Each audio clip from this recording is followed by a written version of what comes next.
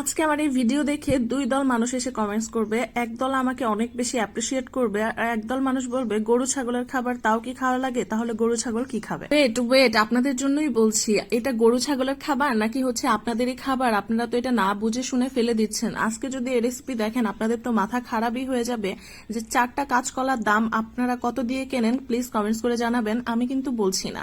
তো সেই কাঁচকলাটা শুধু কাঁচকলা হিসেবেই রান্না হিসেবেই খাওয়া যায় না, ভর্তা হিসেবে খাওয়া যায় না, এইটার যে খোসাটা এইটাও কিন্তু ভর্তা হিসেবে খাওয়া যায়। আপনারা যদি এই রেসিপি আজকে শিখে নেন তারপরে তো আপনারা সারা জীবনেও কলার ছাল ফেলে দিবেন না, আর উল্টা আমাকে ধন্যবাদ দিতে দিতে অবস্থা খারাপ হয়ে যাবে আপনাদের। প্রথমে 4টি কাঁচকলা নিয়ে নিয়েছি, ধুয়ে পরিষ্কার করে নিয়ে আসছি। এখন হচ্ছে আমি ছালগুলো ছেলে নিব। ছালগুলো কিন্তু একটু মোটা করে ছেলে নিতে হবে।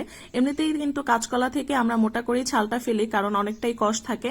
আমি এখন এগুলো ছালগুলো ছেড়ে নিচ্ছি। কাঁচকলা ছাল ছালতে ছালতে আপনাদের সাথে একটা টিপস শেয়ার করি। কাঁচকলা কাটার পরে কিন্তু অনেকেই অভিযোগ করেন যে কাঁচকলাটা কালো হয়ে যায়, কিন্তু এই কাঁচকলা কখনোই কালো হবে না যদি হচ্ছে হলুদ পানির মধ্যে কাঁচকলাগুলো কেটে 5-10 মিনিটের জন্য রেখে দেন।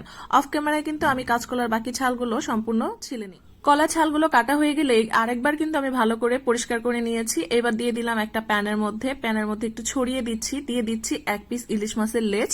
এই ভর্তাটার জন্য কিন্তু ইলিশ মাছটাই সবচেয়ে বেশি ভালো হয়, যেহেতু কাঁচকলার সাথে ইলিশ মাছের সম্পর্কটা অনেক বেশি ভালো। আপনারা চাইলে চিংড়ি মাছ দিয়েও করতে পারেন, কিন্তু আমি বলবো আমার ভর্তার টেস্টের মতোই যদি আপনারা টেস্ট আনতে চান সেক্ষেত্রে কিন্তু ইলিশ মাছটাই ব্যবহার করবেন। অবশ্যই ইলিশ মাছ, আবারও বলে দিচ্ছি, অবশ্যই কিন্তু ইলিশ মাছটাই ব্যবহার করবেন।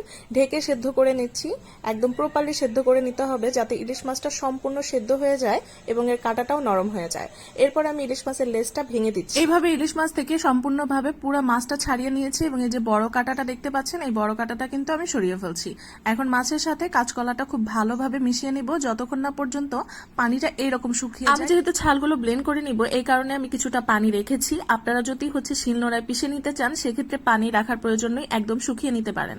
চুলায় প্যান বসিয়ে তেল দিয়ে দিব বেশি করে। এখানে কিন্তু এই রেসিপিটার জন্য অনেকটাই পরিমাণ তেলের প্রয়োজনটা বেশি হবে, যেহেতু তেলের মধ্যেই সম্পূর্ণ রেসিপিটা করা হবে। দিচ্ছি বড় সাইজের 2টি পেঁয়াজ কুচি। এখন দিয়ে দিলাম সেই যে কলার ছালটা আমি ব্লেন্ড করে নিয়েছিলাম সেটা, দিয়ে দিচ্ছি আদা পেস্ট, রসুন পেস্ট 1 চামচ করে দিয়েছি। এখন শুকনো উপকরণগুলো অ্যাড করে নিচ্ছি। হলুদ গুঁড়ো দিয়ে দিচ্ছি 1 চামচ, মরিচ গুঁড়ো দিয়ে দিয়েছি 1 চামচ, ধনিয়া ও জিরা গুঁড়াটা দিয়েছি আমি 1/2 চামচেরও কম।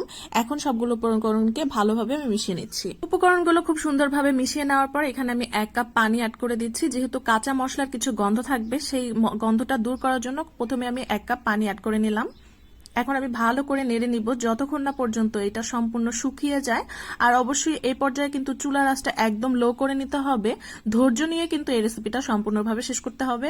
এখন আরো কিছুটা তেল দিয়ে নিচ্ছি, কারণ আমার মনে হয়েছিল তেলের পরিমাণটা অনেকটাই কম।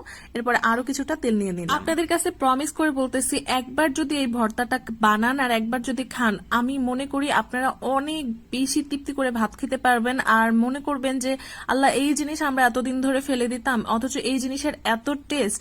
সত্যি বলছি, একবার হলেও কিন্তু বাসায় ট্রাই করবেন। আর এই ভর্তা বানিয়ে যাকে খাওয়াবেন সে কিন্তু আজ জীবনেও আপনার এই ভর্তার স্বাদ ভুলতে পারবে না। কারণ হচ্ছে কেউ বুঝতেই পারবে না যে আপনি এটা কিসের ভর্তা বানিয়েছেন। আমার শাশুড়ি একবার এসেছিল আমাদের বাসায়, তখন আমি এই ভর্তাটা বানিয়ে খাইয়েছিলাম। তখন সে বুঝতেই পারে না এটা কিসের ভর্তা, সে ধরতেই পারছিল না। তখন আমি বলেছি যে এটা আসলে এই ভর্তাটা। তখন আমার শাশুড়ির একটা কমেন্ট ছিল, আমার কমেন্টটা খুব ভালো লেগেছে, যে কর্ম করতে পারলে আর মাথায় বুদ্ধি থাকলে মানে আগাছাও মজা লাগে। দেখেন, এখন দেখে কি আপনারা বুঝতে পারছেন এই যে কলার ছালের এইরকম কালার এসেছে আর এইরকম ভর্তা তৈরি হয়ে গিয়েছে। এটা অবিশ্বাস্য হলেও কিন্তু খুবই সত্যি একটা কথা যে এই ভর্তাটা আসলেই এতটা বেশি লোভনীয়। আর এই ভর্তাটা বানানোর পরে না আমি একদমই লোভ সামলাইতে পারি না, কারণ আমি ওই পাতিলের মধ্যে নিয়ে আগে হচ্ছে কিছুটা খেয়ে নেই। কারণ হচ্ছে এতক্ষণ ধরে ধৈর্য নিয়ে কষ্ট করে ভর্তাটা বানিয়েছি, এখন যদি আমি আগে টেস্ট না করি তাহলে কেমনে কি বলেন তো। গরম ভাতের সাথে এইভাবে ভর্তাটা মাখায়া যখনই মুখে দিবেন গো, তখনই বলবেন যে মমস কিচেন এন্ড ব্লগের এই আপুটা কি বানিয়েছিল। তো আশা করছি আজকের পর থেকে কলার ছাল আর কেউ ফেলে দিবেন না, না ফেলে দিয়ে এইরকম দামি একটা ভর্তা বানাবেন আর পরিবারের সবার কাছ থেকে অনেক বেশি প্রশংসা পাবেন। আজকের মতো বিদায় নিচ্ছি, অনেক বেশি ভালো থাকেন। আল্লাহ হাফেজ সবাইকে, আবার দেখা হবে নতুন কোনো রেসিপিতে।